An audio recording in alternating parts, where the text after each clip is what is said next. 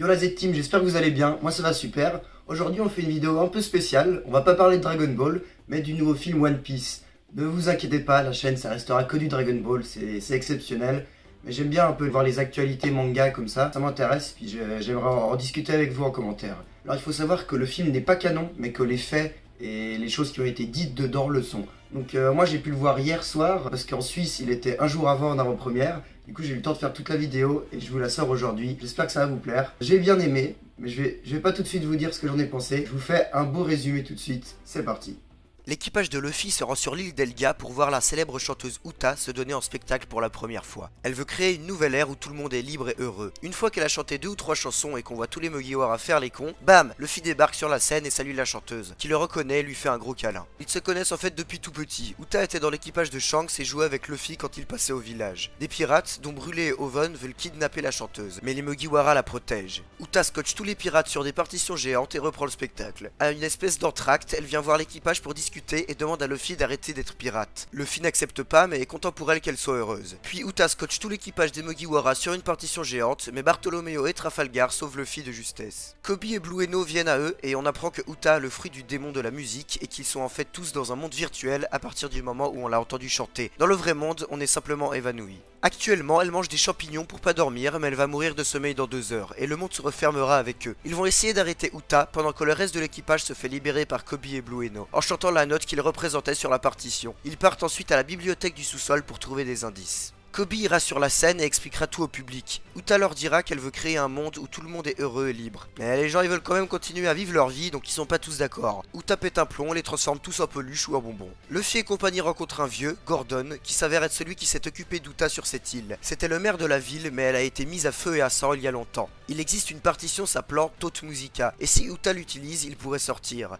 L'autre groupe trouve des écritures sur le plafond décrivant comment Toute Musica marche. Robin Lily. Il faut qu'elle la chante et ça invoquera un démon très puissant qui liera les 2 mondes. Et si on frappe très fort en même temps dessus dans les 2 mondes, on pourra sortir. Après que Luffy essayera de convaincre Uta en vain, elle déclenchera Toute Musica. C'est donc le moment de taper très fort sur le monstre. Tous les Mugiwara s'y mettent, sauf Luffy, qui ira parler en se recevant des gros coups dans la gueule. Il lui demande pourquoi elle déteste Shanks alors que c'était son père adoptif. Elle lui raconta qu'elle était très heureuse dans leur équipage et qu'un jour ils sont allés sur cette île et qu'ils l'ont abandonnée puis détruit toute la ville. Luffy lui crie à la gueule que jamais il aurait fait ça et qu'il allait venir la sauver. Avant que Uta lui lance une lance qui le transpercerait, le vieux se mettra devant lui pour se la prendre. Il lui expliquera que ce n'était pas Shanks qui avait détruit l'île mais elle-même, en invoquant le démon avec la partition. Ils ont dû la laisser sur l'île avec le vieux pour ne pas qu'elle soit en danger, en faisant croire que c'était eux les méchants pour ne pas qu'elle s'en veulent. Ils comptent sur lui pour qu'elle devienne la plus grande chanteuse du monde. Luffy est alors très content mais Uta le savait déjà. Elle l'avait découvert toute seule, et elle avait pris son choix de créer ce monde parfait, puis elle envoie valser Luffy. De l'autre côté, l'équipage de Shanks est arrivé pour la sauver, et Katakuri aussi pour sauver sa sœur brûlée. La marine débarque pour tuer Uta avec Kizaru et Fujitora. Ils n'hésitent pas à blesser les civils qui sont manipulés, alors que l'équipage de Shanks les en empêche. Ils tapent tous très fort dans les 2 mondes, mais pas exactement en même temps. Et bam, Usopp arrive à communiquer avec son père Yasop et indique à tout le monde quelle partie du corps viser en même temps. Ils réussissent et c'est Shanks et Luffy qui assènent le coup final.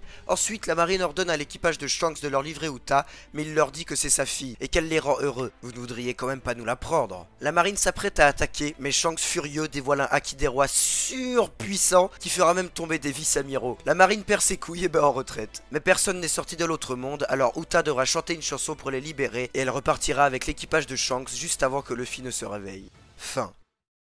Donc voilà, c'est vraiment un avis à chaud, hein, je l'ai vu hier soir, c'est mon avis, et c'est ce que j'en pense maintenant. Ça se trouve ça va évoluer avec le temps. Donc c'est tout de suite parti pour les points positifs que je trouve à ce film. Alors tout d'abord j'ai trouvé innovant que ce soit autour de la musique. Il y a eu des sortes de clips à l'intérieur du film. J'ai trouvé l'idée intéressante et je trouve qu'ils l'ont plutôt bien exploité. Ensuite je trouve super parce que la protagoniste, ou plutôt l'antagoniste, ou un peu des deux, on sait pas trop, bah, c'est une fille. Donc ça c'est assez rare, des filles dans One Piece mises en avant.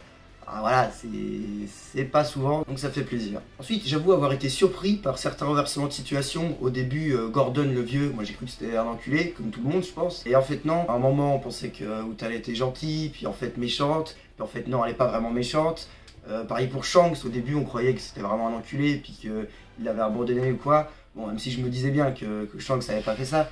Mais voilà, enfin le film a su me surprendre. Ensuite, l'animation, on en reparlera aussi dans les points négatifs, mais je trouve que dans certains moments clés, elle était vraiment magnifique. Dans la scène finale avec Shanks, avec Luffy, c'était vraiment incroyable. Et même les gros coups des Mugiwara, franchement l'animation pouvait être excellente à certains moments. Ensuite, un dernier point positif, on peut voir qu'ils ont essayé de mettre un peu en avant chaque personnage, notamment Usopp, quand il a parlé avec son père, mais on en reparlera de nouveau. Il y a une amie qui a été assez efficace, il y a Brooke, on l'a pas mal vu, il y a aussi Robin, elle a déchiffré le message de toute Musica. Voilà, on voit qu'ils ont essayé de mettre en avant un peu tout le monde. Voilà, donc maintenant pour les points négatifs. Donc je tiens à dire que moi j'ai bien aimé le film, hein, mais je tiens quand même à noter les points que j'ai trouvé moins bons, parce que c'est important. Du coup, l'animation, comme je vous ai dit, dans les points clés, elle était vraiment bonne, mais à certains moments, c'était pas ouf non plus, quoi. Dans les moments random du film, c'était pas incroyable. Et surtout, la CGI, bon, il n'y en avait pas beaucoup, mais surtout dans les clips, et puis à certains moments, dans les combats, il y avait aussi les gros robots chelous dans le sous-sol que les Mugiwara combattaient, qui étaient un peu dégueulasses. Il y avait de la CGI, et je suis pas fan, hein. Ça m'a pas plus dérangé que ça, je trouve que ça a été quand même assez bien géré. Bon, on se croirait dans un clip d'Hatsune Miku, là. Ensuite, trop de musique. Il y avait trop de musique. Moi, ça m'a pas tant dérangé que ça. Mais genre, il y avait un mec à côté de moi au cinéma. À la fin, quand elle a commencé à rechanter pour que tout le monde sorte du monde bizarre, là, genre il a dit, mais ferme ta gueule. Bah oui, en vrai, je le comprenais un peu. C'est juste qu'on se croirait un peu dans un Disney. Et puis dans les 30 premières minutes, c'est vraiment, on a l'impression d'être les spectateurs du spectacle de Uta. Parce qu'il y a genre quoi, il y a 2-3 chansons, ouais, au moins 3 je pense. Et bah t'es là, elle passe, puis il y a juste les Mugiwara qui font les cons, machin, ils s'amusent. Et ouais, bah le début est un peu long quand même, je trouve. Ensuite, c'est vrai que c'est toujours un peu les mêmes persos. Dans les films de One Piece, il y a Kobe, Hermep, le CP9, Trafalgar Law et tout. C'est pas très grave en soi, parce que c'est des personnages secondaires qui sont importants, donc c'est aussi cool de les mettre en avant là. Mais bon, c'est vrai que c'est toujours un peu le même casting dans les films One Piece. Ensuite, le fanservice. C'est vrai qu'il y avait énormément de fanservice, autant pour Shanks que pour Yasopp ou le Gorosei, ou bien même Luffy. Mais bon, on va un peu en parler. Déjà, Shanks, qu'est-ce qu'il fout là? Ou plutôt, qu'est-ce qu'il ne fout pas là? Parce que c'est Uta, sa fille, qui l'a dû, entre guillemets, abandonner, machin, pour la sauver. Mais pourquoi il est pas venu au début du spectacle, du coup, pour la voir? Non, il est arrivé après, quand c'était fini, que c'était le bordel. Donc je pense que c'est le scénario qui le veut, parce que sinon il aurait été dans le monde. Mais ouais, chelou, quoi. Ensuite, la communication avec Usopp et son père. Genre en soi c'est super stylé, tu vois, ça met un peu les frissons. Mais what the fuck, genre vraiment, il y a juste le père d'Usopp qui dit ah ouais finalement t'es pas un fils tant indigne que ça, machin, je sais pas quoi. Genre ça sort de nulle part. Genre en mode c'est normal qu'ils communiquent et enfin ouais. Voilà, donc c'est un peu osef, mais vas-y c'est stylé. Et ensuite dans la scène finale avec Shanks et Luffy, qu'est-ce qu'il y a? Eh ben il y a le Migate no Luffy. Moi je l'appelle comme ça, mais c'est la forme de l'éveil de Sofré du démon. Le dieu du soleil Nika, à me cracher pas dessus les fans de One Piece. Ouais, du coup ça nous fait, je sais même pas si c'est vraiment un spoiler, parce que je crois que c'est sorti dans Scan et tout, mais pas encore dans les tomes. Bon, c'est vraiment énormément de fanservice, parce qu'il n'utilise même pas son pouvoir, genre c'est juste il met sa forme avec les sourcils, dans la belle animation. Puis ensuite, ouais, le Gorosei, les Amiraux et tout, est-ce qu'ils avaient vraiment besoin d'être là? Genre, est-ce que la petite fille qui a juste... ok, elle peut invoquer un gros monstre, mais genre, est-ce que ça mérite vraiment d'amener 2 amiraux et de faire parler le Gorosei et tout? Enfin, c'est un peu pour que la hype monte, mais en soi, je pense que c'était pas vraiment nécessaire. Ensuite, on va parler un peu de l'intrigue. Bah, je l'ai trouvé un peu osef. On est entré dans un monde, faut taper des deux côtés très fort pour battre le méchant, et puis on sort. Bon, voilà. En même temps, c'est un film. Justement, beaucoup de gens pourraient dire, ouais, ça n'a pas de scénario, c'est nul, mais... En même temps, les films manga de ces 10 dernières années, je dirais, c'est un peu ça, c'est pour le fan service, on va pas se faire chier à faire un scénario de ouf, mais bon, c'est vrai qu'avec One Piece, on aurait pu s'attendre à quelque chose d'un peu plus développé. Ensuite, le personnage d'Uta, au début je l'aimais bien, mais après, en fait, c'est une gosse, elle est conne, elle est naïve, et je trouve son personnage insupportable. Genre, j'ai pas compris pourquoi elle a rien fait quand elle a su, un an après qu'elle ait été abandonnée, qu'en fait c'était pas Shanks le méchant. Elle a quand même continué dans son délire utopique de communiste. Alors, je trouve que c'est un peu bidon, puis il justifie ça avec les champignons insomniques là, qui rendent agressifs, machin, je sais pas quoi. Voilà, j'ai trouvé un peu bizarre quoi. Ensuite, dernier truc, le pouvoir de Uta. Bah, j'ai trouvé ça vraiment très surcheaté parce que y a tous les fils de Big Mom et tous les Mugiwara qui se font avoir. Enfin, c'est vraiment super fort comme pouvoir. Par contre, la façon dont on se libère, bah, c'est vraiment nul. Enfin, j'ai trouvé ça...